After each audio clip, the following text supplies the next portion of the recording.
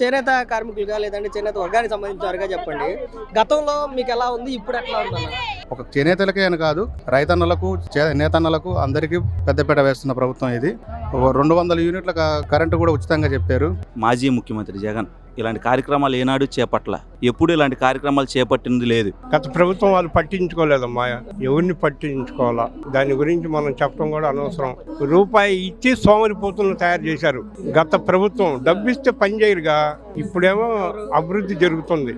ఇప్పుడు ఎవరి కాళ్ళు రోడ్లు వేస్తున్నాడుగా, మనకు రూపాయి ఇవ్వకపోతే చక్కగా ఉంది అని అనుకుంటున్నారు. నా మాట కాదు, జనం కూడా డెవలప్ కావాలి ముందు అంటున్నారు ఆడవాళ్ళు కూడా. సూపర్ 6 అన్నాడు కదా చంద్రబాబు నాయుడు, అయ్యేంటి వాటి పరిస్థితి ఏంటి? ఏమండి, సూపర్ 6 కూడా వదులుతారు, వాళ్ళు చేసినప్పుడు తీర్చుకుంటా. గ్రోత్ రేట్లు అవన్నీ చంద్రబాబు నాయుడు మనకేం తెలియవండి, ఆఫీసర్లకు కూడా తెలియవు. ఆయన తెలిసినవి అన్ని వృద్ధి రేటు కూడా పెంచుకొస్తున్నాడు.